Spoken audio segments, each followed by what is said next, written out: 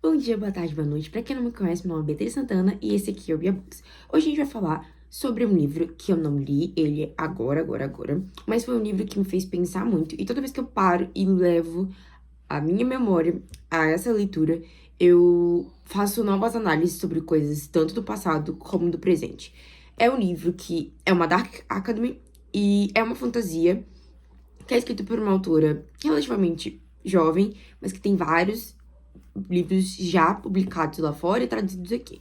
Eu estou falando sobre Babel, né? Acho que vocês já viram aqui na thumb e também aqui embaixo. Eu vou falar sobre Babel. E assim, pra quem não conhece a autora, ela é a mesma autora de A Guerra da Papoula, né? Que são 3 livros, é uma trilogia. E um livro que recentemente chegou aqui no Brasil, que o nome original era Yellow Face, mas chegou aqui como impostora. Então a gente tem aqui 5 livros dela, né? Trilogia da Guerra da Papoula, Babel e Impostora. São esses 5 livros que temos aqui. Pra quem não conhece, nunca viu, nunca ouviu falar, não sabe do que a gente tá falando, Guerra da Papoula, basicamente, é um livro de fantasia que conta a história de Robin, né?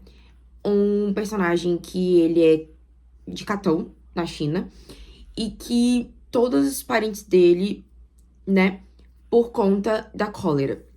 E ele é salvo por um professor chamado Lowell, que ele é britânico, e ele foi pra lá pra salvar o Robin, em específico, porque o Robin tinha algo que ele gostaria. Então a gente já começa meio assim, porque ele salva só o Robin. E o Robin tava, tipo, bem à beira de ir dessa para próximo. E aí ele pega esse menino, que na verdade o nome dele não é Robin, né? Mas ele escolhe esse nome, e leva pra casa dele, na Inglaterra, né, na Grã-Bretanha no geral, assim, mas ali mais próximo de Oxford, porque ele mora próximo de Oxford. E ensina ele em casa, né? Além de aperfeiçoar o inglês, porque o inglês não é a língua materna dele, claro. Também latim e, se não me engano, tem uma outra língua também, que é obrigatório pra entrar em Oxford, porque ele quer que o Robin entre para o Instituto de Linguagem, né, e Tradução que tem dentro desse universo, né, que ainda é em Oxford, que é o que a gente conhece, assim, pelo menos já ouvi falar, que é Babel, né? É um nome até interessante para uma torre de tradução, e isso vai sendo explicado durante o livro. Na verdade, não é uma coisa que é explicada, mas é uma coisa que dá a entender e você vai pegando durante o livro. Mas a gente vai chegando lá. Calma que a gente tem bastante coisa pra discutir sobre esse livro. Nesse livro, além do Robin e o Professor Lovelock, que a gente tinha apresentado logo no início, né? Depois que passa a primeira fase dele, que é aquela fase que ele permanece toda em casa e que ele faz toda a educação básica dele dentro de casa, e ele entra efetivamente pra Oxford, a gente é apresentado mais 3 personagens: o Rain, a Victor e a Led. São 3 personagens que acabam sendo da mesma turma do que ele, que são atualmente 4 alunos, e eles vão se complementando e criando laços, né? Porque a turma é só os 4 e eles têm um pouco de dificuldade de comunicação com quem é mais velho do que eles, porque acredita que não vale o tempo, e não tem mais ninguém mais novo também que eles possam fazer esse tipo de comparativo, porque eles são a turma que acabou de entrar, né? Aquele negócio de calouros e afins. Então, a gente. O livro é praticamente todo narrado pelo Robin. A gente tem alguns poucos capítulos, pra ser verdadeira, é um do Remy, um da Victoria e um da Letty, em pontos específicos do livro. E que conta um pouquinho sobre um pouco da história deles e um pouco sobre a visão deles também, sobretudo. E que é muito importante porque, além de ser um livro que se passa dentro de uma academia, né? De forma geral, e o próprio sistema de magia ser um sistema de magia baseado em cima de estudo e coisas científicas, a gente ainda tá falando sobre uma fantasia, né? A gente ainda tá falando sobre algumas críticas políticas que ali envolvem, mas a gente também tá falando sobre uma certa solidão, uma certa necessidade do homem branco estar acima dos outros. A gente também tá falando sobre vários outros problemas sociais que assolavam aquela época e ainda assolam a sociedade que a gente vive hoje. E o porquê esses personagens são tão importantes quanto o Robin? Porque cada personagem, exceto a Letty, cada personagem vem de um lugar diferente, né? E a gente tá falando, tanto o Remy como a Victor são 2 personagens que são negros. Cada um vem de um ponto específico, né? Bem que o Remy, ele é de uma área específica que a galera fica, tipo, meio... muçulmano, sendo que ele fala várias vezes, inúmeras vezes, que não é exatamente isso. Então, tipo, ele explica algumas coisas, né? Mas ele é lido, né, no livro, até pelo próprio Remy, e até pelas pessoas que estão em volta como simplesmente um homem negro. E tá um pouco pra além de somente isso. E a gente tem a Alette, que é simplesmente a única garota, literalmente, branca do grupo, né? Tipo, ela quase parece, tipo, a cota da garota branca. E a história dela é basicamente, tipo, ela tinha um irmão que passou em Oxford, só que ele tava, tipo, vivendo pela soberba. E aí, ele encheu muita cara, sofreu um acidente, né? E aí, o pai deixou ela ir estudar e ela tava, tipo, tentando provar que era melhor do que o irmão, porque ela levava aquilo a sério, tipo, levava aquela oportunidade que ela tava tendo a sério, diferente do irmão. Basicamente, essa é a história dela, não tem nada demais, assim. Claro, a gente também tá falando sobre o século XIX, 1800 e alguma coisa. Então, é claro que pra ela era realmente muito mais complicado. E elas realmente têm mais dificuldades, né? Tanto a Letty quanto a Victoria, mesmo que elas sejam muito aplicadas na faculdade, elas têm alguns problemas um pouco diferentes dos meninos. Porque, por exemplo, os meninos moram na República dentro da faculdade, né? Tipo, se cada um tem um quarto, tá numa casa, mas fica dentro da faculdade. Elas não podem ficar dentro da faculdade, né? Porque elas poderiam, de acordo com o que a faculdade fala, elas poderiam perturbar a ordem. Então, elas têm que ficar, tipo, numa pensão fora, tipo, a quilômetros da faculdade. Então, elas têm que andar, tudo isso, todo indo e vindo. Aí, elas têm que usar calça, né? E aí, a gente fala, tipo, nossa, elas têm que usar calça, tipo, uma coisa absurda, mas, tipo, a gente tá falando do século XIX, então, tipo, realmente é uma coisa absurda. E até eles falam, acho que seria melhor vocês cortarem o cabelo de vocês também, porque evitaria maiores problemas. É, esse tipo de coisa. Então, tirando esse fator, realmente que é um fator complexo e complicado aqui, a Letty não sofre tantos problemas e a Letty vira um problema lá pra frente, né? Mas a gente vai falar sobre isso mais lá pra frente, não vamos adiantar as coisas. E aí, a gente vai pra história em si, né? Basicamente, qual é o sistema de magia que acontece em Babel? É a palavra, literalmente, palavras. O sistema de magia, basicamente, é a junção do significado de uma palavra em uma língua específica, junto com uma palavra respectiva a esta em significado na língua inglesa, todas elas transcritas numa barra de prata. É assim que funciona o sistema de magia. Então, todo o sistema, ele tá ali. Na verdade, a autora faz com que explique os avanços tecnológicos da época, em específico, por exemplo, os barcos serem mais rápidos, as carruagens serem mais rápidas e quebrarem menos, as viagens de barco serem, né, um pouco mais extensas, a forma como a tecelagem conseguiu se moldar, né, como se tudo isso fosse provindo por conta da prata. Então, tipo, os prédios antigos se manterem em pé, saneamento básico, bem chulo mesmo, mas o conceito, tipo, de saneamento básico funcionar porque tem a prata, então a Inglaterra só funciona, a Inglaterra só reina em cima das outras possíveis potências, porque além dela ter a prata, e aí ela ter a prata é uma questão muito. Ela não tem a prata, né? Ela pega a prata, e aí a gente já tá falando sobre realmente a apropriação indébita de coisas pela Inglaterra, que foi o que aconteceu historicamente dizendo. Mas ela detém o conhecimento. Vamos supor que ela detenha todo o conhecimento do que fazer da prata. Tanto que ela tem uma discussão que acontece no livro do tipo, do que adianta deixar a prata com essa galera. Não vou citar o que foi falado, que foi bem ruim. Se eles não sabem o que fazer, vão ficar o quê? Com o bolso cheio de prata? Pra nada? Tipo, aqui na Inglaterra a gente tem uma utilidade. E eles não fazem mesmo porque eles não querem pesquisar, porque eles não querem ter trabalho. Porque eles querem tudo na mão. Porque não querem ter o trabalho de pesquisa, o trabalho de construir um centro para isso. Porque não tem inteligência suficiente. Porque a inteligência está aqui na Inglaterra. Basicamente, esse é o discurso. Deixando bem claro, basicamente, esse é total o discurso. Então, né, meus amigos? Sim, é cansativo. Esse discurso é extremamente cansativo, principalmente se você for uma pessoa minimamente com consciência de classe e entender que esse discurso ainda é visto hoje em dia, né? Então, assim, E o livro te apresenta, primeiramente, Babel. E Babel parece ser incrível. Babel parece ser, tipo, o sonho de qualquer pessoa que queira estudar, o sonho de qualquer pessoa que queira fazer uma pesquisa, porque Babel é, tipo, é sobre isso, sabe? Então, é uma estrutura enorme que detém todo o conhecimento. Eu acho que, pra mim, que fez história, né, na universidade, dá um pouco uma sensação de que quando você entra na universidade, você acha que você vai literalmente saber sobre tudo o que aconteceu no mundo, porque ali está detendo todo o conhecimento que você quer ter. Babel é basicamente isso. Só que na história realmente Babel tem todo o conhecimento, né, a estrutura. Só que claramente não é assim que as coisas funcionam, né? Então, assim, pra Babel ter todo aquele conhecimento, pra Babel ter toda aquela prata, é claro que existem vários outros fatores externos que se movimentam para que aquela estrutura exista, aquela estrutura tenha aquela importância, aquela imponência, né? A gente tá falando sobre pessoas muito ricas, né?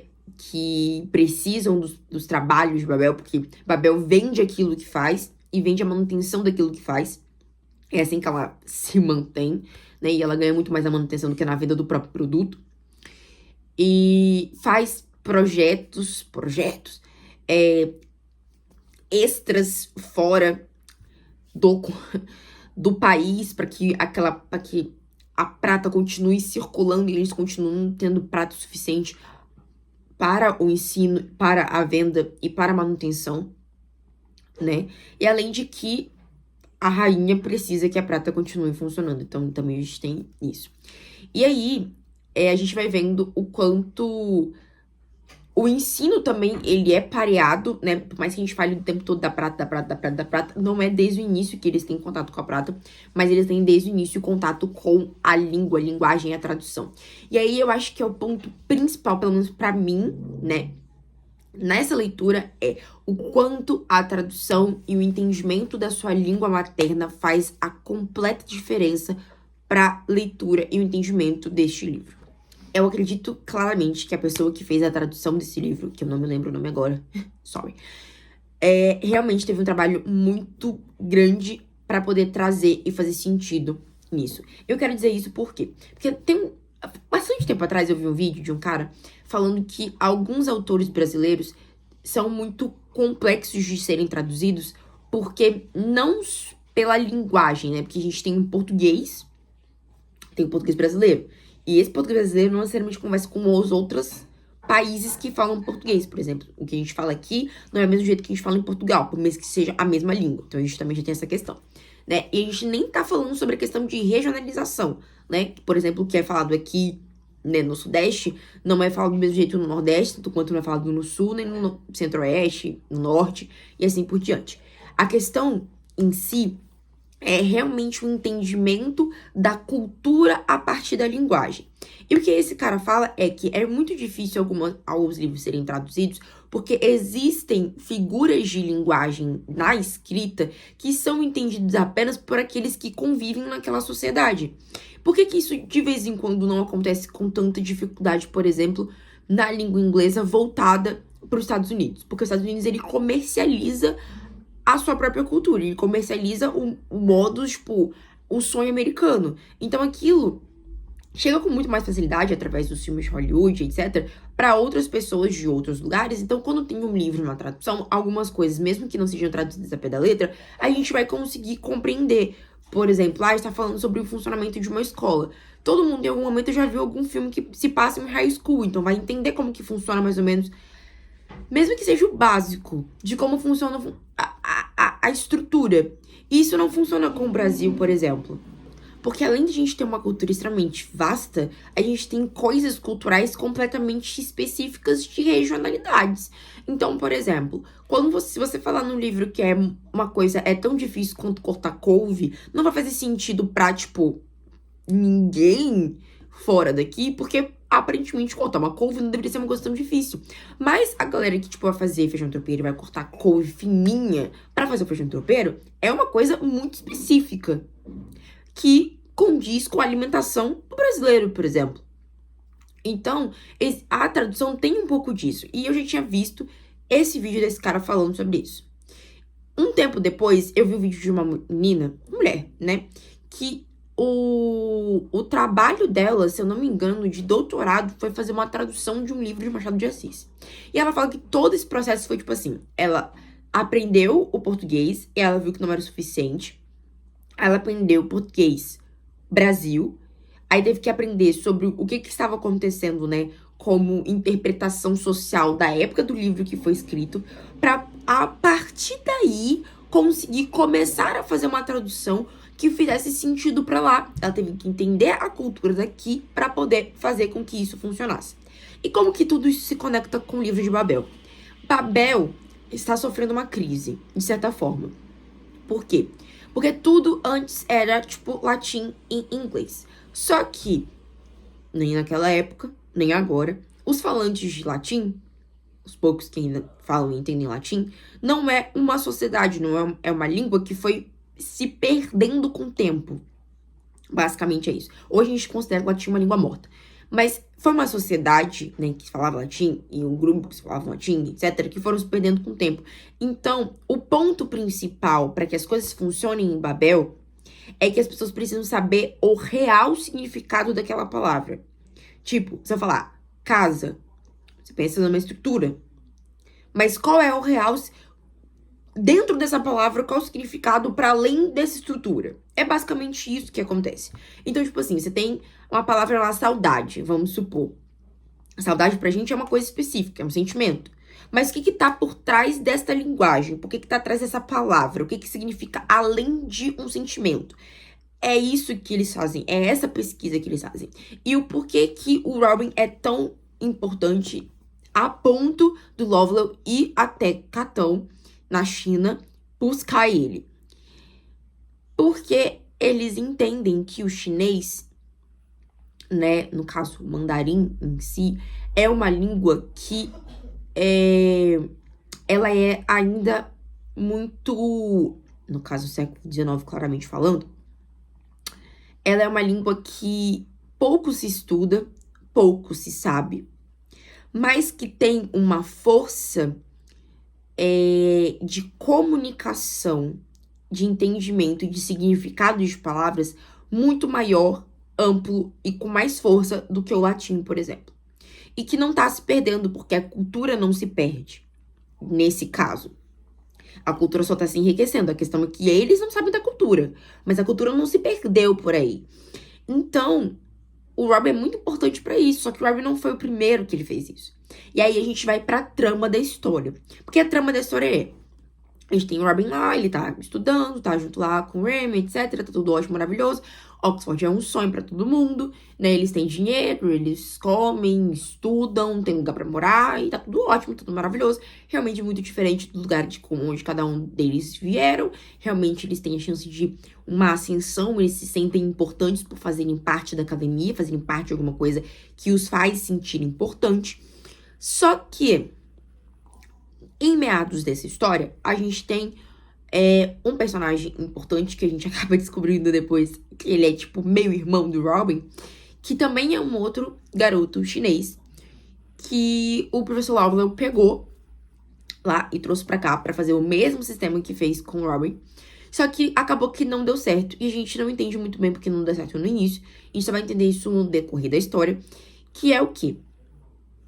Ele pegou esse personagem, né, esse menino, muito novo. Então, por mais que ele falasse mandarim como sua língua materna, não era o suficiente porque ele não tinha vivido tempo o suficiente naquela cultura para ter aquilo intrínseco dentro dele.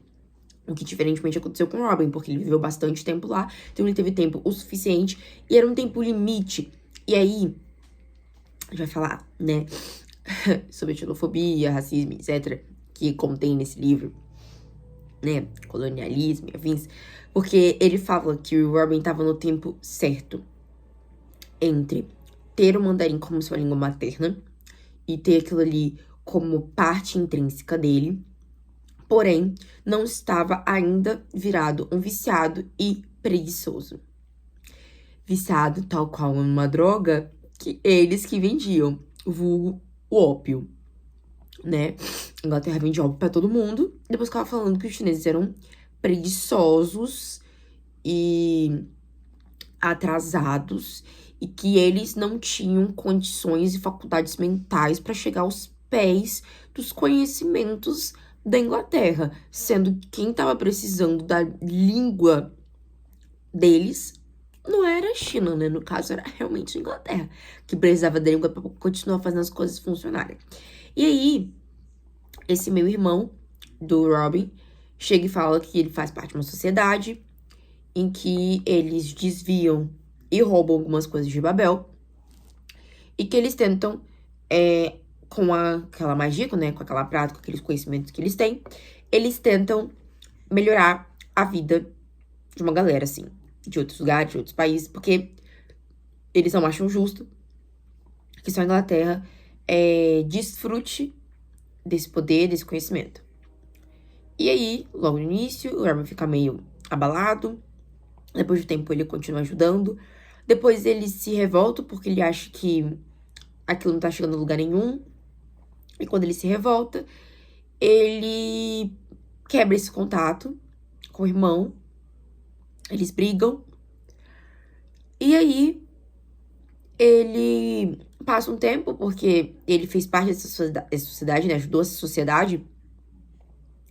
Mas em silêncio, porque ele não contou pros melhores amigos, no caso, Remy, Victoria e Aled, de que ele fazia parte desse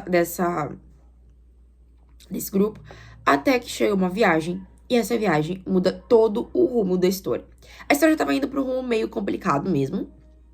Eles estavam já com problemas um pouco internos, se eu posso dizer assim, principalmente pela questão de que não estavam aceitando alguns pontos de estudo, estavam querendo influenciar eles a estudar algumas coisas que eles não queriam, exceto o Robin, que estava ali na sua lista de conhecimento mesmo, porque eles queriam realmente traçar uma ideia pro mandarim.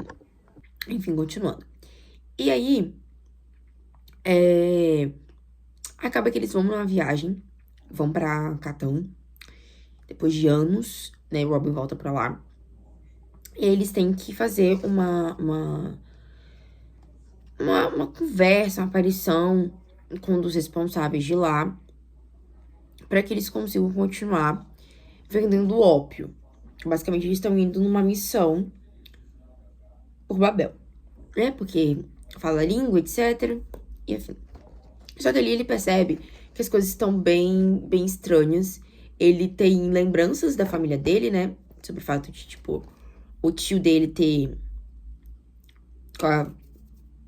dinheiro e por causa do ópio, das casas de ópio, etc. Ele vê a devassidão que faz e ele não acha justo que continue tendo essa influência, né? E acaba que ele fala uma coisa muito específica e o cara de lá fala obrigado, tipo, meio... Você confirmou o que eu queria saber. E aí ele não fecha o acordo, né? E queima o ópio. E isso abre uma possibilidade para uma guerra. E aí, a gente tem uma questão, porque o professor Lovell fala, tipo, que de todas as pessoas que ele esperava, o Robin foi a que mais decepcionou ele. Porque ele não sabe o que o Robin fez, mas ele acabou com uma coisa que ele deveria ajudar e ele só conseguiu atrapalhar. O Robin fica muito puto, porque ele fala, você nunca me chamou de filho e etc, e eu sei que você é meu pai. E isso acontece porque ele não lembra, ele não tem nenhuma lembrança de um homem na vida dele, da mãe dele. Ele conhece a mãe dele, a avó, etc. Tio, mas, tipo, não tem. Então, ele tende a entender que o professor Lovell foi lá, teve o filho com a mãe dele, lá na China, justamente pra ter tempo suficiente pra ele aprender aquilo ali e interferiu na educação dele porque ele já sabia inglês, então, tipo, ele lia inglês muito bem, porque mandavam um livro pra eles, etc.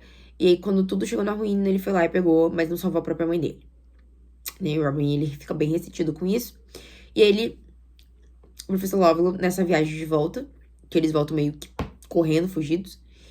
E a partir daí, eles começam a falar sobre essa sociedade secreta, né? No caso, Remy e Victor com Robin. Eles ficam meio raivosos entre si, mas sabem que todos eles fazem parte do professor Lovelock. E que se, né, um falhar, todo mundo vai falhar junto. Porque eles ajudaram todos a encobrir esse fato. Então, a partir daí, pro final do livro, degringola várias coisas. A gente tem várias discussões bem acentuadas, umas discussões até um pouco novas o suficiente pra época do livro. E quando eu digo novas o suficiente, a gente tá falando sobre pontos tipo uma consciência de classe, pertencimento, sociedade, feminismo, etc., que são discussões que são pautadas hoje, né? E que eu acredito que sejam um pouco complexos de serem pautadas em 1800, mas que fazem sentido pra história, né? Fazem sentido com a persona, né? Dos personagens que estão ali. Faz sentido pelos clamores do que acontece e também por serem super inteligentes e estarem em Oxford, coisas do tipo. Mas que fogem um pouquinho da cena total, porque a gente tá falando do século XIX, algumas coisas não seriam debatidas da forma que estava sendo debatida ali, mas acho que é realmente muito importante. E o livro também, ele tem um público também, que eu acredito que seja um público jovem, que precisa, sim, ser introduzido esses tipos de discussões sobre as situações políticas, como isso movimenta o mundo, enfim. E a forma como eles lidam com essa situação, porque eles vão pra sede, né, dessa sociedade secreta, e aí várias coisas dão errado, e a gente descobre que a Letty, né, tá por trás dessas coisas que deram errado. E aí eles invadem Babel, tira todo mundo de Babel, usa Babel como refém, né, no caso, o próprio prédio como refém. No início não dão muita bola e eles começam a desabilitar o funcionamento de algumas pratas, então algumas coisas começam a cair, que estavam em pé só porque a prata estava ali deixando em pé. A gente tá falando sobre estrutura, sobre pontes, sobre várias coisas. E aí que o subtítulo, né, faz sentido a necessidade da violência, porque desde o início o Rob achava que diplomacia funcionaria para resolver aquela situação, só que ele percebe que só a violência é capaz de resolver aquele problema. E a gente termina o livro com a sensação de que, mesmo com violência, ainda a gente entende que não foi o suficiente para resolver aquela problemática, aquilo que estava ali tão intrínseco. Então acaba que a violência ela é introduzida, né, desde a morte do Lovell até a cena final, que eu não vou dar spoiler do que acontece no final, mas até a cena final a gente vê ali que é a necessidade do embate, da violência, das coisas desse tipo. Só que a gente também vê que não necessariamente isso resolve todos os problemas, infelizmente. E a gente também percebe um outro fator de que a violência também acaba gerando mais violência, não vai indo resolver alguns problemas. Mas é claro que a ação ela é necessária. Em nenhum momento está dizendo que o livro não diga que a ação é necessária, porque a ação ela é necessária. Não é um livro que é voltado para romances, então vocês estão esperando que vão ter algum tipo de envolvimento entre um dos quatro. Não é exatamente isso. Tem algumas coisas que dão alguns indícios que a gente fica pensando, será que tem? Só que onde eles estão inseridos, o contexto que eles estão inseridos, os problemas que eles estão inseridos não deixam abertura para esse tipo de questão. Então, se vocês estão procurando uma fantasia que tenha romance, Babel não é para vocês de verdade. Então, tipo, não vá lendo pensando nisso, porque não é. Mas ele vai tratar sobre várias coisas que vai fazer você pensar muito. E acaba que eu rodei e eu voltei pro ponto principal, que é a tradução é tão importante assim. E aí, cara, eu acho que esse livro dá uma resposta. Acho que sem a tradução, muitas coisas não fariam sentido. Sem a tradução, muitas coisas não teriam a importância. Sem a tradução, esse livro provavelmente não teria me impactado do jeito que impactou. Então, realmente, o estudo da língua, o estudo da sociedade, entrelaçado uma coisa na outra, mostra também que o trabalho de tradução, ele não é só você pegar uma coisa que tá escrito numa língua e, tipo assim, tá escrito, tipo, papel em hebraico, e eu vou traduzir pra papel em português e pronto, fiz uma grande tradução. E, na verdade, não é isso, né? Tipo, qual é o contexto pra essa palavra papel estar escrito no meio de uma frase? onde isso tá habituado, como que isso vai fazer sentido, e aí fazer a partir disso a tradução. Quer dizer, né, trabalhar a tradução literal não necessariamente quer dizer que você esteja trabalhando realmente uma tradução, e que não seja isso o papel principal da tradução, principalmente dentro desse livro. Eu acredito que principalmente dentro de todas as sociedades que precisam traduzir alguma coisa para o seu autoconhecimento, né? Então, acho que esse é o ponto principal, além de todas as outras coisas que esse livro trata, além de todas as outras discussões que são extremamente cabíveis nesse livro. Eu acho que esse é o ponto que mais me impactou, que me fez parar pensando no tipo, nossa, eu estou lendo esse livro porque alguém fez este trabalho. Então, este trabalho é extremamente importante para o meu conhecimento em outras áreas, para o meu entretenimento em outras áreas, e a gente pode estender isso, por exemplo, para dublagem e várias outras coisas, né? Mas a gente não vai se estender, porque esse não é o assunto principal desse vídeo, ok? Mas, gente, comente aqui embaixo o que vocês acham, vocês já leram esse livro, o que vocês acharam, o que vocês sentiram, vocês sentiram a mesma coisa do que eu, ou pararam pra pensar agora, né? Se teve algum ponto negativo, algum ponto positivo. Eu tenho alguns pontos negativos, mais voltados para coisas que ela deixou em aberto que eu gostaria de saber, mas não necessariamente que é um problema do livro, é uma coisa que a gente tem que ir trabalhando na nossa cabeça, que nem tudo o livro é necessário te responder pormenores. Às vezes você quer uma resposta, mas isso não é exatamente toda uma obrigação. E você ter aquela resposta não vai mudar a trajetória final do livro. Então também tem um pouco disso. Mas isso é um papo pra gente falar em um próximo vídeo. Beijo. Tchau, tchau.